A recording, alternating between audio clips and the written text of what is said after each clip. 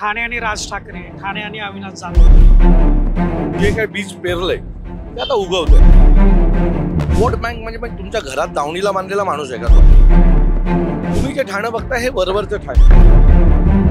मी जर आमदार झालो तर पहिलं ठाण्यात माझा आमदार कुठेतरी एसीत बसलाय हा फील त्यांना आला नाही पाहिजे। याला निवडून द्या, ठाण्याचा चेहरा मोहरा बदलून टाका। आणि माझ्याकडे ते विचार आहे तर आमच्या ठाण्यामध्ये आमदारांना मतदान नाही होत। तिरंगी लढत होईल, दुरंगी होईल। अरे अविनाश टोल मुक्त झालं, माझ्यावर सगळे गुन्हे हे आंदोलनाचे आहेत, पण त्याच्या जर मी सनकवली तर काय चुकीचं केलं? तरी संभ्रम क्रिएट होतो की हा पाठिंबा फक्त लोकसभेपुरता आहे। मी एकदा वोट केला की तुम्हाला कोणी विचारत नाही नीट लागले ना ठाण्याला वसई। जर अशी अवस्था असेल ठाण्याची माझ्या, मी सांगतो मी 1 लाख क्रॉस केला। वोट बँक म्हणून राहू नका हीच माझी ठाणेकरांना विनंती आहे। तर व्यक्ती म्हणून लोक मला चॉईस करतात।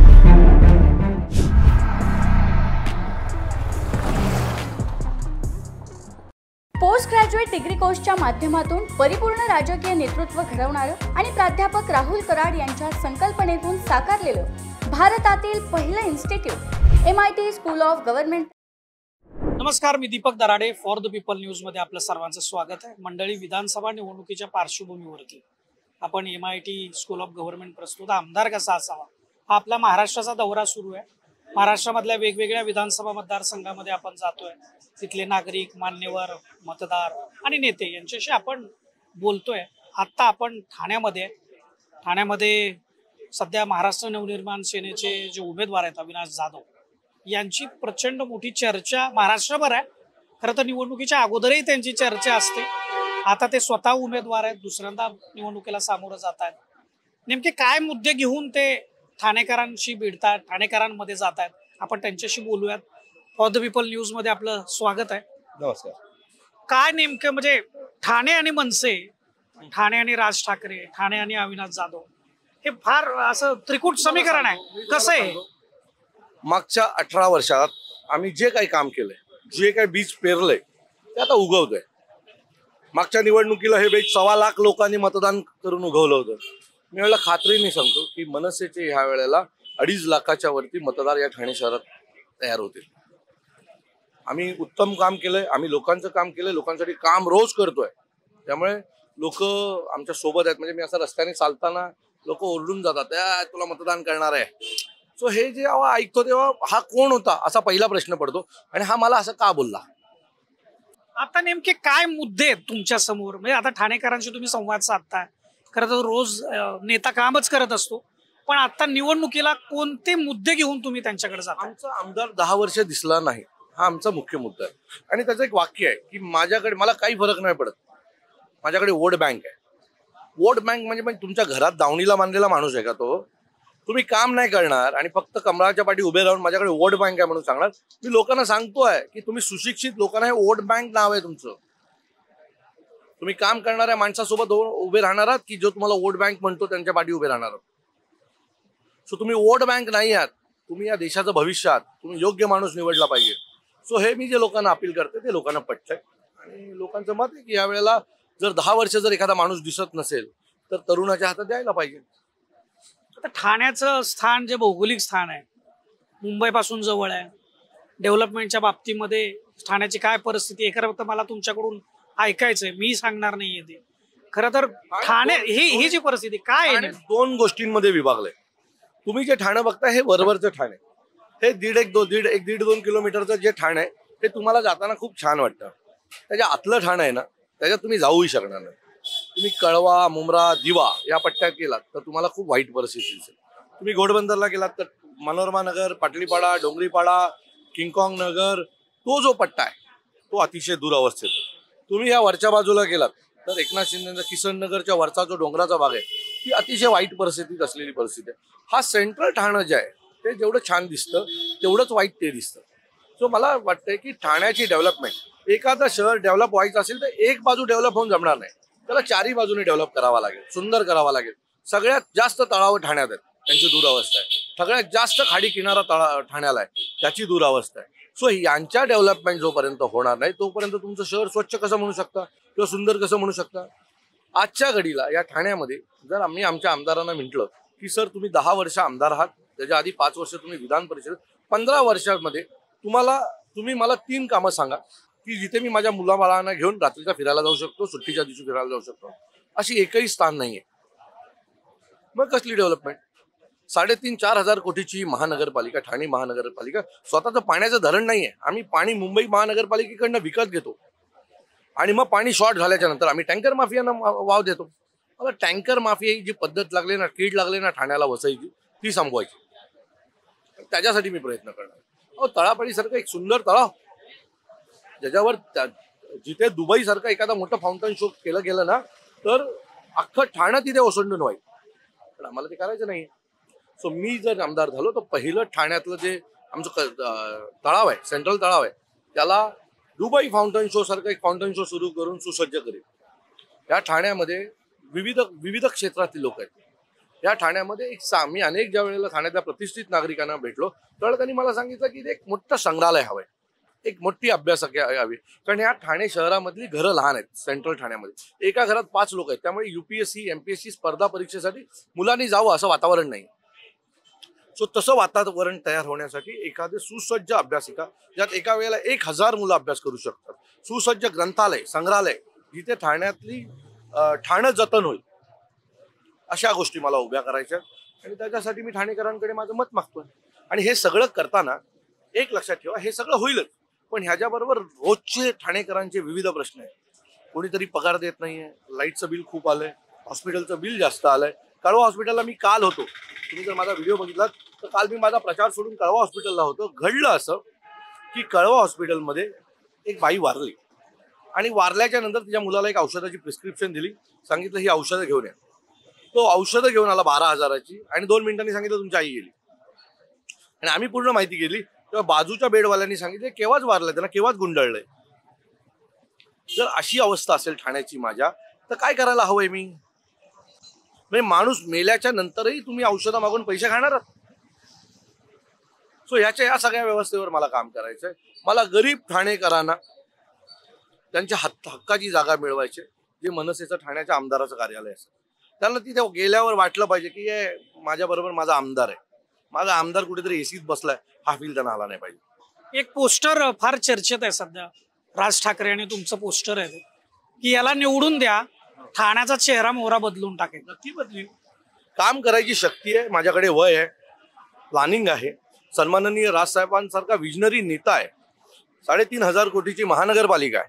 मी स्वतः आमदार झालो तर मी माझ्या निधी आणीन आणि उत्तम काम करीन या ठाण्यामध्ये. तुम्हाला विजनरी माणूस हवाय आणि माझ्याकडे ते विजन आहे. आता ठाणेकरांना विजनरी माणूस हवाय की कुठल्या तरी पक्षाची वोट बँक बनून राहायची आहे. खरं तर आमच्या ठाण्यामध्ये आमदारांना मतदान नाही होत, त्या व्यक्तीला मतदान नाही होत. त्यांना जर अपक्ष उभे केले तर 2,500 मतं पण नाही पडणार. पण एक पाठी, एक कमळ लागलंय आणि त्या कमळाला मतदान होतं आणि म्हणून ते मोठे आहेत. व्यक्ती म्हणून जर पाहाल तर व्यक्ती म्हणून लोक मला चॉईस करतील. आता अनेक वेळेला आपल्याकडे प्रॉब्लेम आहे, लोक पक्षाला मतदान करतात आणि पक्षाच्या मतदानामुळे या सगळ्या गोष्टी वाढतात. वोट बँक म्हणून राहू नका, हीच माझी ठाणेकरांना विनंती आहे. तुम्हाला ते वोट बँक समजतात आणि ज्या वेळेला तुम्हाला वोट बँक समजतात त्यावेळेला तुम्हाला ते गृहीत धरलेलं आहे त्या लोकांनी. आता तुम्ही 3 रिंगणामध्ये आहात, प्रमुख म्हणजे राजन विचारे आहेत, तुम्ही आहात आणि केळकर. काय वाटतंय, तिरंगी लढत होईल, दुरंगी होईल, कसं तुम्ही बघताय लढती? मागच्या वर्षी राजन विचारे आणि संजय केळकर माझ्या विरोधात एकाच गाडीतनं दिवसभर फिरायचे. याच्या अनेक पॅचेस असे आहेत ठाण्यातले जे मागच्या वेळेला संजय केळकरांना लीड मिळवून दिला होता. त्या पॅचेसमध्ये राजन विचारेंचं खूप मोठं हे होतं. सो ती मतं संजय केळकर स्वतःकडे घेऊन जाणार आहेत. सो पहिली लढत या दोघांना लढू द्या, कारण हे दोघं एकमेकांची प्रचंड मोठ्या प्रमाणात मतांची तोडणी करणार. आणि त्यानंतर मग मी बघतो काय करायचं, जो उरेल त्याला मी सांभाळून घेईन. एक चर्चा अशी आहे की बाबा अविनाश जाधव म्हणजे आक्रमक, अनेक गुन्हे अंगावर घेणारा, खळखट्याक करणारा. मला आवडतात हे काय याच्याविषयी, म्हणजे ही जी तुमची प्रतिमा आहे. आवडतात. त्या कळवा हॉस्पिटलमध्ये ज्यावेळेला 100 लोक मरतात ना, त्यावेळेला जाब विचारायला गेल्यावर माझ्यावर गुन्हा होतो ना, मला आवडतो. मस्जिदीच्या समोर ज्यावेळेला भोंगा लावतो आणि हनुमान चाळीसा लावतो ना, तो गुन्हा घ्यायला मला आवडतो. एखादी मुलीला ज्या वेळेला मुंबई सारख्या ठिकाणी बांधून ठेवलं जातं त्यावेळेला तिला सोडवायला जाताना माझ्यावर झालेला गुन्हा मला आवडतो. त्यात माझा काय दोष आहे? मी चांगल्या कामासाठी घेतलेत ना. आज माझ्यावर ठाणे फेरीवाल्याचे 2 गुन्हे आहेत. आज जा ठाणा स्टेशनला एक टपरी दाखवा, नाव बदलीन मी. मोकळं झालं ना ठाणे स्टेशन. माझ्या त्या गुन्ह्यामुळे अख्खं ठाणे स्टेशन मोकळं आहे ना. मी काल सकाळी मी ज्यावेळेला बोट घेऊन उभा होतो ना तेवढं मला बरं वाटलं ठाणा स्टेशन बघून की ठाणा स्टेशनवर एक फेरीवाला नव्हता. याच्यापेक्षा आनंद काय असेल तुम्हाला? टोल नाक्याचे 12 गुन्हे आहेत माझ्यावर. आज टोल मुक्त झालं प्रत्येक ठाणेकराला बरं वाटतं ना. अरे अविनाश टोल मुक्त झालं त्याच्यासाठी मी 12 गुन्हे घेतले, 12 वेळा जेलला गेलो. सो हे गुन्हे तुम्हाला वाटतंय माझे चुकीचे? माझ्या प्रत्येक गुन्ह्याने कुठल्या तरी नागरिकाचं डोळ्यातले पाणी पुसलं गेलंय. 750 मुलींना काढलं होतं कोविडच्या काळामध्ये. काढला मी घेतलेला गुन्हा हा चुकीचा आहे असं मत आहे तुमच्या लोकांचं? वैयक्तिक माझा एक गुन्हा दाखवा की मी खून केलाय, मी डकेती टाकली आहे, मी रॉबरी केली आहे. असे काही गुन्हे आहेत का माझ्यावर? माझ्यावर सगळे गुन्हे हे आंदोलनाचे आहेत. महानगरपालिकेत चाळीला पाणी येत नाहीये. एका बाईच्या घरात संडासचं पाणी आज जात आहे. अधिकाऱ्यांना विचारल्यावर 15 दिवसांनी काम करू सांगतात. अधिकाऱ्याला बोलत चल तू राहा तिथे मग 15 दिवस. 1 तास एखादी बाई घरात वासाने राहू शकत नाही. तू सांगतो 15 दिवस लागतील काम करायला. मग त्याच्या जर मी सणकवली तर काय चुकीचं केलं?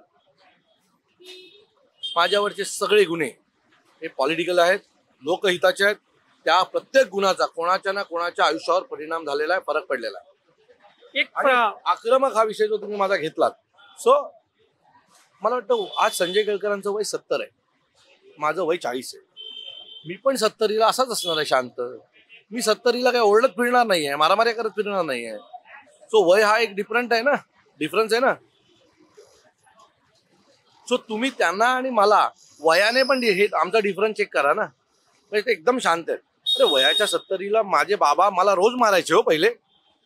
आता माझ्या बाबांना बघितल्यावर मला दया येते की अरे बाबा माझे, मी पळायचो बाबांना बघून.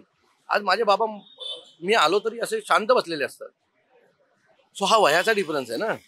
आता 70 ज्या वेळेला मी ते 40ला होते जसे मला मारायचे तसे आता 70-75ला नाही मारत मला माझे बाबा. शांत झाले माझे बाबा.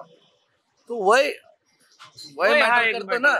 मला वाटतं लोकसभेला राज ठाकरे यांनी भूमिका घेतली होती की भाजप महायुतीला सपोर्टची. योग्य भूमिका. आताची भूमिका जी आहे ती तुम्ही त्यांच्याच विरोधात लढताय. 5 महिने गेलेत आणि या लढतीमध्ये कुठंतरी संभ्रम क्रिएट होतो असं दिसतंय का? बघा तुम्हाला एक सांगतो, त्याच वेळेला त्यांनी भाषणात सांगितलं होतं की हा पाठिंबा फक्त लोकसभेपुरता आहे, विधानसभेला मी माझी जागा लढवणार, तुम्ही तयारीला लागा. एवढं सोपं वाक्य होतं. त्यात त्यांनी म्हटलं होतं की मी हे लोकसभेपुरतं देतोय. सो त्यानंतर संभ्रम कसला आहे? संभ्रम नाहीच आहे. मतदारांमध्ये हा संभ्रम दिसत नाही. आम्ही मतदारांना क्लिअर सांगतोय की तुम्हाला जर महाराष्ट्रामध्ये ती निवडणूक होती दिल्लीची, तिथे दिल्लीचा विचार केला गेला. आता तुम्ही महाराष्ट्राचा विचार केला आहे. महाराष्ट्रात काय घडणार आहे, काय घडवायचं याचा विचार केला पाहिजे.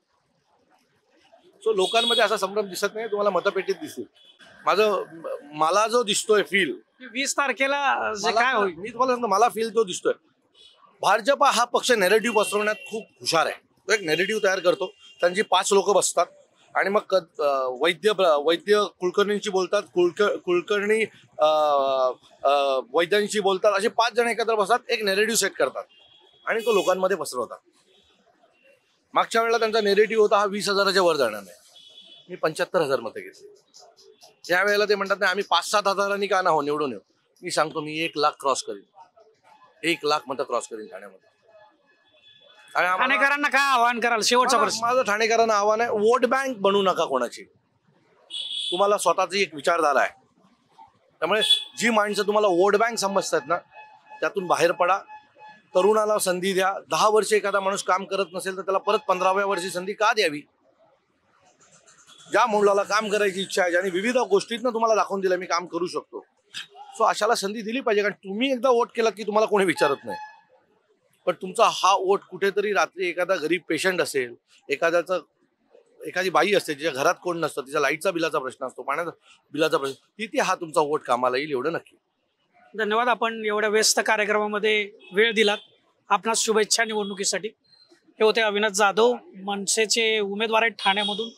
अतिशय चर्चा आहे या लढतीची महाराष्ट्रामध्ये. नेमकं ठाणेकर कुणाला पसंती देत आहेत याचं जे उत्तर आहे ते आपल्याला 23 तारखेला मिळेल. परंतु कुणाची वोट बँक बनू नका, विकासासाठी मतदान करा, या संदर्भातलं आवाहन त्यांनी केलेलं आहे. आपला हा दौरा असाच पुढं सुरू राहील. तुम्ही आमच्या सोबत राहा आणि फॉर द पीपल न्यूज चॅनलला आपण यूट्यूब, फेसबुक आणि इंस्टाग्रामवरती सबस्क्राईब, फॉलो आणि लाईक करा.